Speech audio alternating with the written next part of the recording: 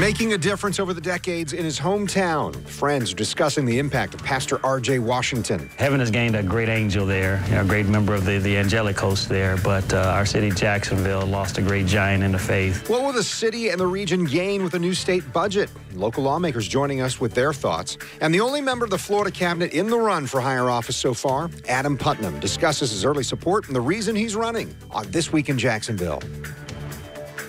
Thanks for joining us on this Sunday morning. More than 30 million tourists came to the Sunshine State during the first 3 months of this year. That's a 2.5% jump over last year. The record-setting number of visitors arrived this week as the governor continues his criticism of state lawmakers for cutting funding to Visit Florida.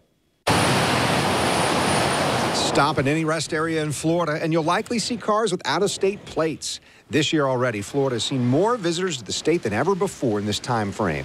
We have a little pent-up demand, so people are ready to travel this year, and from every indication, AAA is predicting a strong travel season this year. 31.1 million people visited the state in the first 3 months of the year. That's a 2.5% increase over last year.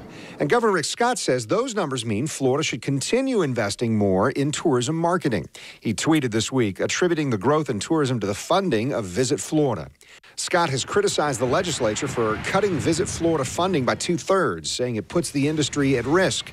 Still, AAA expects growth to continue with or without the additional marketing money. With all the attractions in the state and the natural resources that we have here, I believe people are going to continue coming to Florida and visiting Florida.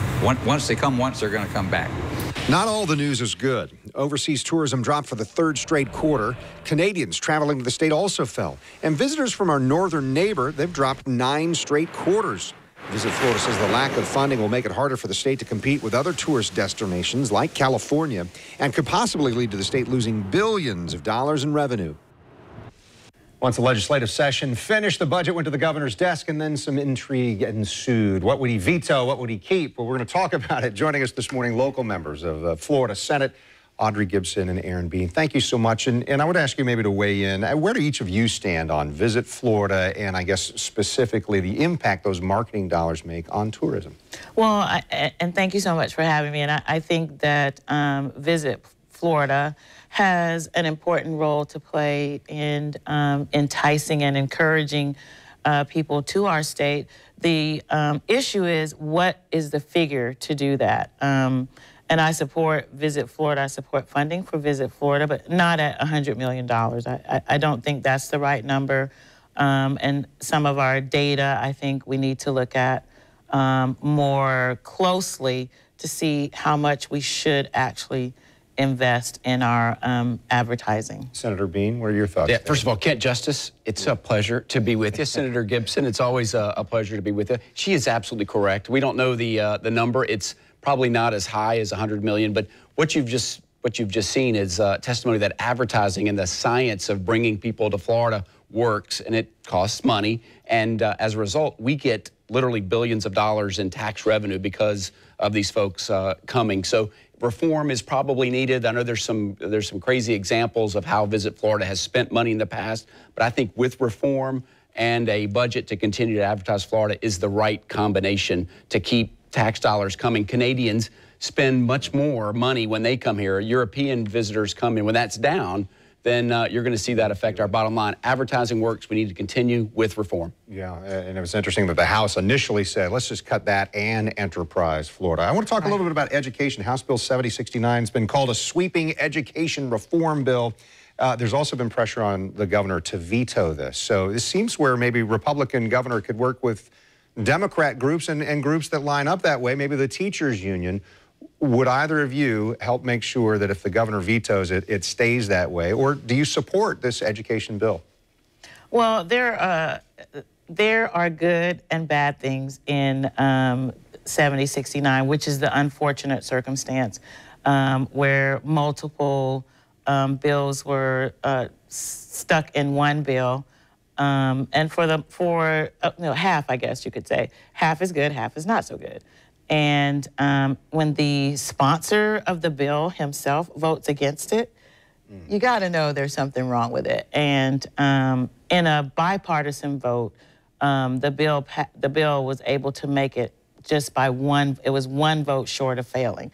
And so that should tell you and the community and the governor something about the sense of, especially the Senate, knowing that there were really egregious things in that bill, like Title I funding, like charter schools getting to set up right across the street from a neighborhood school, regardless of need.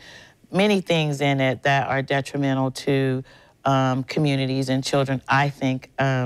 And so I voted no. I think my colleague, we voted opposite on that one. You voted yes on this, Senator? Kid Justice, I voted yes, and we were on. It would have been great to have more time to discuss this bill. It was a quick vote, but the help is needed and the help is coming in the form of this bill to kids that go to a failing school. It does give a green light, and it eliminates schools of hope. Well, it is, Kent Justice. That's exactly right. And for a kid or a grandkid in a failing school, you want options, and that is the desperate cry of help that was given to the legislature to allow schools that have a track record performing well, other parts of the country, to let them come in and give families hope and give families choices to where they should send their kid to school.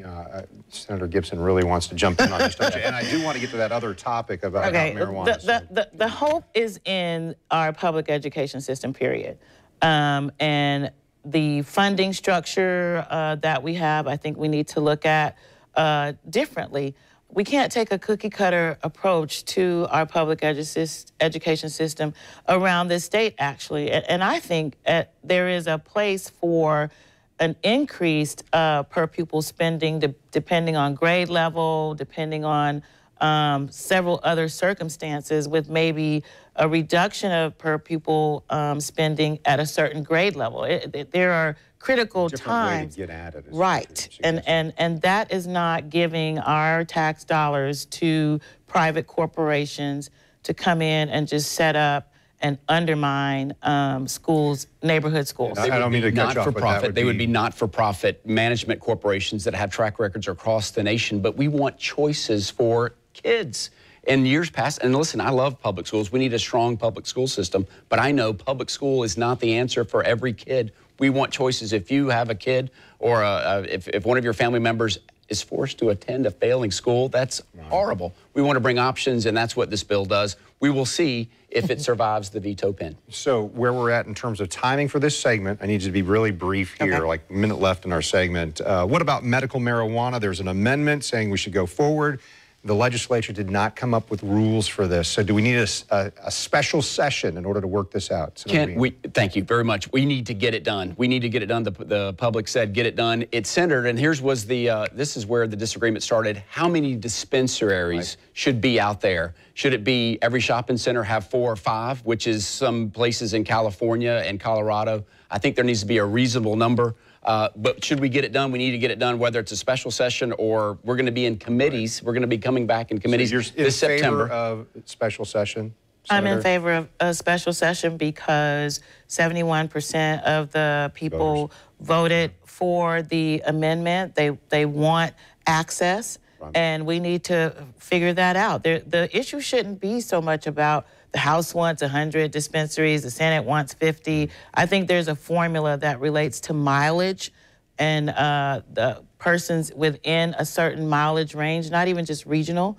but I think we can get to a number that is within the 67 counties that we have that may be more than 50, but less than 100. Senator Gibson, Senator Bean, I appreciate it. Thank you very much. We could have kept talking about it. Kid Justice, it goes by so fast. Great to be with you, Senator Gibson. Thank you. All right, so is it campaign season yet or already? Republican Adam Putnam beginning a year-long process to make his case for governor. You'll hear from him next This Week in Jacksonville.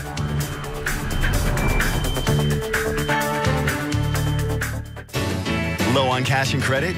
Check out JD Buyrider's Buy Right plan. You could get a great car that's inspected, computer tested, serviced, and road ready, and it's backed by one of the best warranties around. Buy your ride right at JD Buyrider.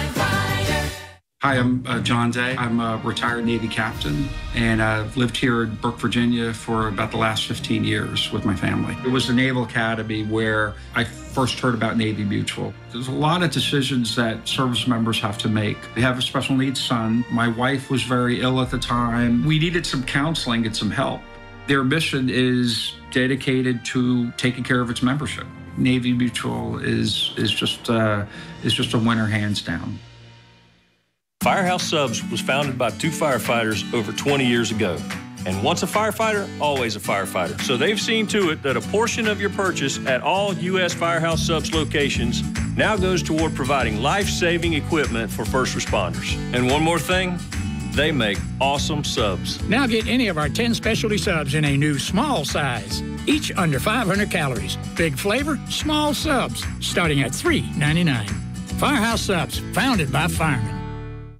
More people than ever are making the move to Nissan, making Rogue America's best-selling SUV. Make the move today. Memorial Day savings start now. Save on Rogue, a car that can help stop for you. And Altima, with advanced safety features. Hurry in and make the move to Nissan and get Memorial Day bonus cash. Save up to $2,750 on the 2017 Nissan Rogue, or save up to $11,760 on select models.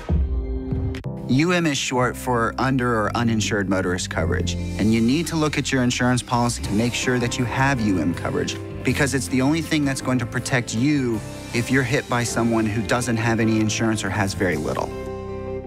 Gunfire erupts. Before any calls to 911, police are on the scene in hot pursuit of the shooter. Impossible?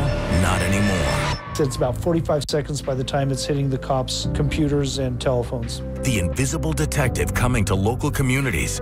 My son was shot 8:30 that night, and he laid there till 6-something in the morning. And how it can pinpoint a killer. Secret Surveillance, Monday starting at 5:30 on News 4 Jax. You're watching This Week in Jacksonville with Kent Justice. The top Republican name in the run for Florida governor in 2018 so far is Agriculture Commissioner Adam Putnam. He stopped in Jacksonville Beach this week as he launched his campaign. Well, I launched my campaign to be governor last Wednesday in Bartow in front of 2,000 people on the steps of the old courthouse, people who had driven from all over the state to help us launch it. And then we promptly began this bus tour, a 22-stop, 10-day bus tour. Cities large enough to have their own interstate exits, and towns that aren't even near a 4-lane road. It's to bring together our state, to highlight our state's diversity, our state's strength, our state's size. At the end of the day, we're all in this together. One Florida, Florida first, making it stronger. Tell me, we've talked over the last year or so where a lot of people said, oh, I think Adam Putnam will run. You've probably been considering this. Why is now the time, and why start so early in this cycle? Because we've got, it seems like 18 months or something before people are going to be voting. Well, I know it seems early, but in a state of almost 21 million people, with the geographic size that we have, it's important to be able to get out there and reach people, to touch people. This is not going to be a money-driven campaign. This is a people-driven campaign, and that requires a longer period of time to make those connections. It's like when Lawton walked across the state. You know, you got to build in a little time there. And so I believe that grassroots is the most important component of any successful campaign. That's why we started early. We launched it after the legislative session so we got all that business out of the way. And I'm very excited about seeing every corner of our state to bring my vision for Florida to the state. Tell me about that vision, and then I want to talk about some of the things from legislative session that maybe seem like loose ends still. What's your vision for Florida if you're elected governor? I believe that Floridians want a CEO, a governor who brings conservative leadership, someone who knows every corner of our state, the difference between Callahan and Clewiston, the difference between Pahokee and Pensacola, someone who's not learning our state on the job, someone who knows our problems and how to solve those problems and how to treat people along the way.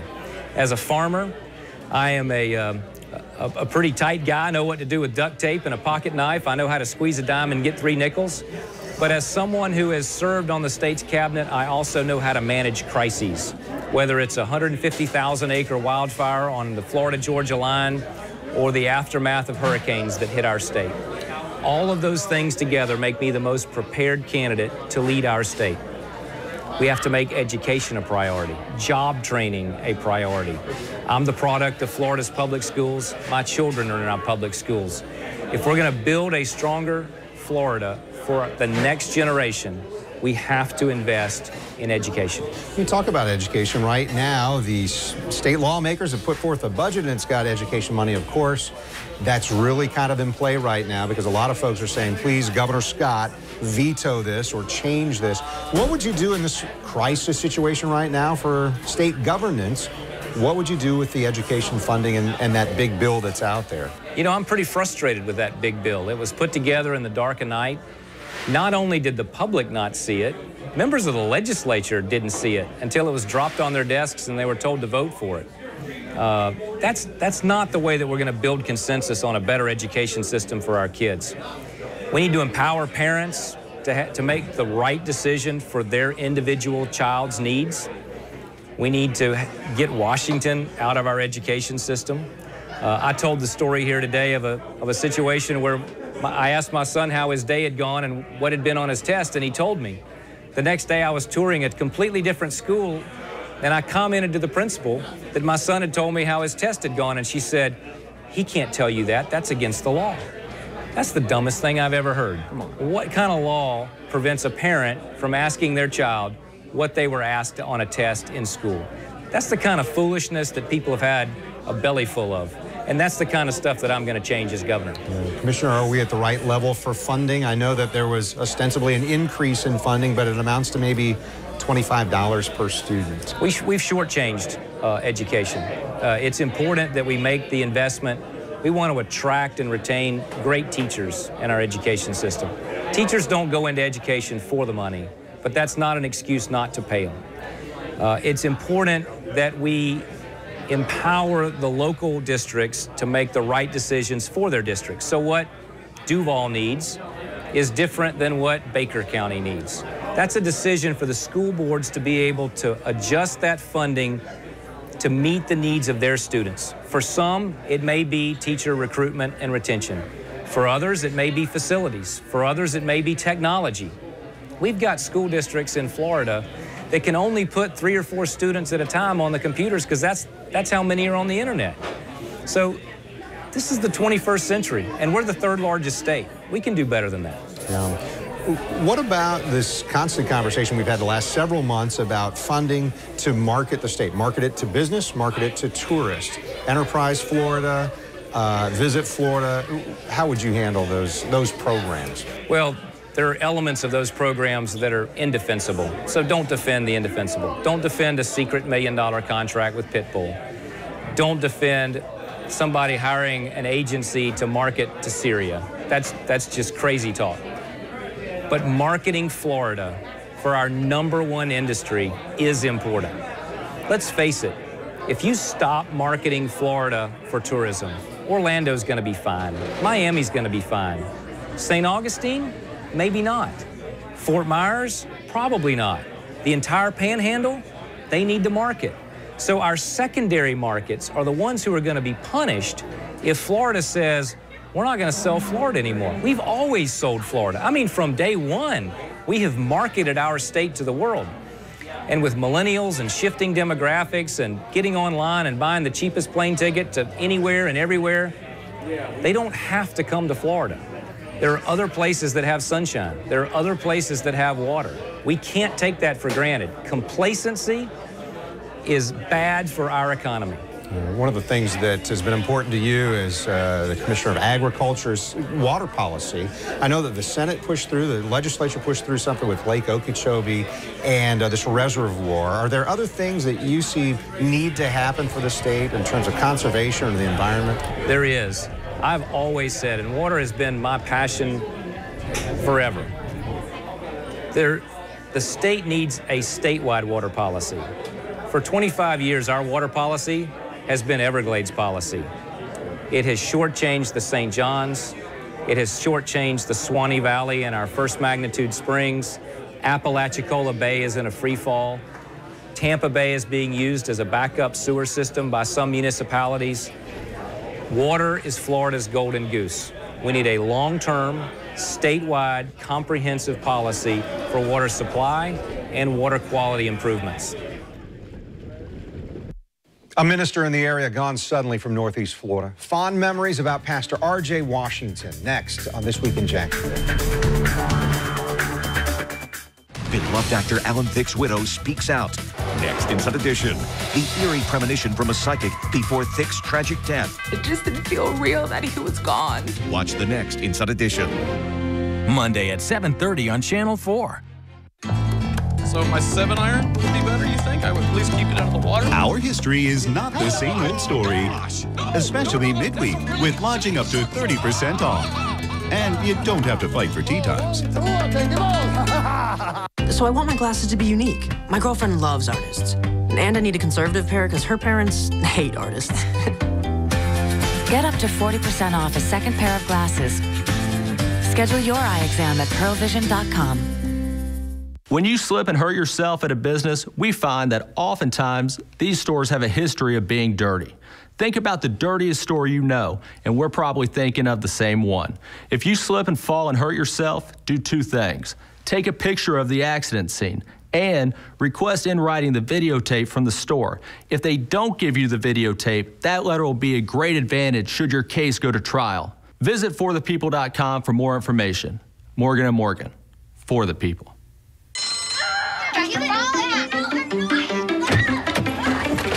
Hey, how was your day? Good, clean food is ready to pick up when you need it quick. Bonus points, right? Delivered when you're working through lunch or dinner. And is ready for catering when the team needs it most. Rapid pickup, delivery, and catering. Panera, food as it should be. People are talking about the new Buick. With 4 fresh new models to choose from. And what are they saying? Your new Buick is so cute. Love the new Buick. That's a Buick? Sweet Buick.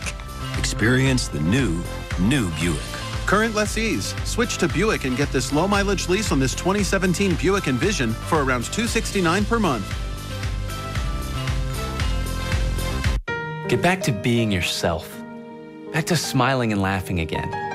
Back to eating foods you love. Back to living confidently. With same-day dentures backed by our satisfaction guarantee. And for new patients, a free consult and x-ray. For affordable dentures, extractions, and implants, call 1-800-DENTURE or go to affordabledentures.com. You deserve a healthy, beautiful, and confident smile. Pamper your feet with this at-home pedicure. I don't have time for that. My feet get so dry and cracked, I need serious relief. That's why I use O'Keeffe's for healthy feet. Guaranteed relief for extremely dry, cracked feet. Thanks to O'Keeffe's, I got my feet back.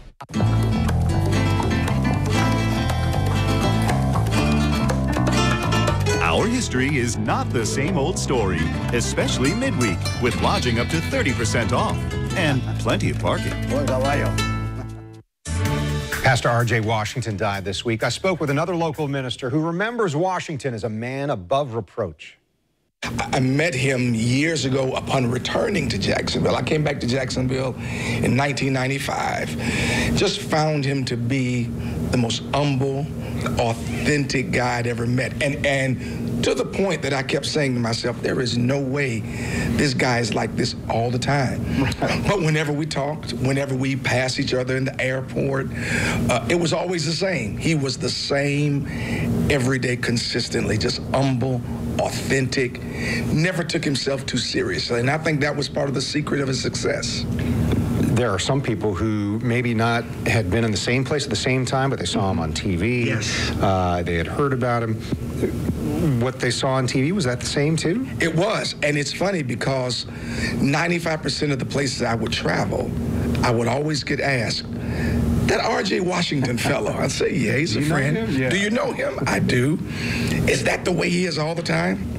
He is. Just never took himself seriously. Took what he did seriously, but never thought more of himself. He was just that kind of humble guy. The city will really miss that kind of spirit and the kind of ministry he did and the kind of people that were drawn to him. The city's really going to miss that. How does a pastor make a difference in the city like that, in the way that he did? What are the components there to not just make a ministry for the few years while you're here on earth, but even long-lasting, beyond the time that God grants you?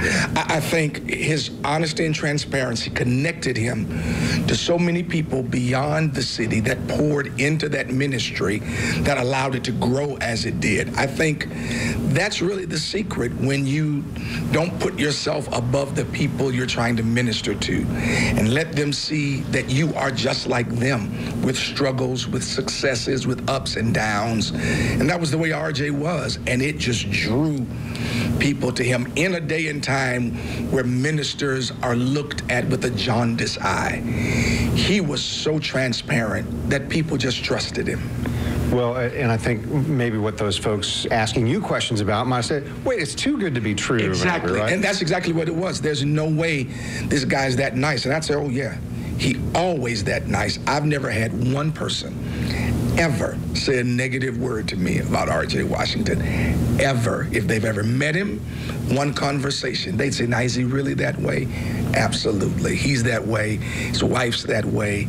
Just a void has been left in the city. So you picked up the mantle of your father here at this church. Yes. How does a church go forward? What does the Titus Harvest Dome do now? What does a church community do to support the ministry of this minister who's passed on? I think all of the pastors and the churches in the city are in serious prayer for April and for the children, for his mother and for the church. I think I know him well enough to know that structure is already in place. And I would dare say they have already begun to move forward, because I think that's what he would have done. Yeah. Is there a word you have for people who wonder, gosh, what a great guy. He was a ministry. He was doing great things. Why would God take him? It's a young age. It's our age. Yeah, it is. And I think, you don't blame God. I think I tell my congregation all the time, Kent, there's some questions we never get answers to. We just have to trust God and trust his sovereignty. And when we trust God, even when we don't get answers, we get peace. And I think that's what I tell people. Instead of trying to find the answer to this, receive the peace you get from just trusting God. Yeah. What did I miss that you would want to say about Pastor Washington? I would hope that if that time comes, I've made the kind of impact on people and on the nation from my humility and transparency that R.J. Washington did. Pastor Washington appeared Sunday mornings on Channel 4 right after this show until the end of April this year. We thank you so much for joining us. We'll see you next time on This Week in Jacksonville, airing every Sunday morning at 9 a.m. on news4jax.com and here on Channel 4.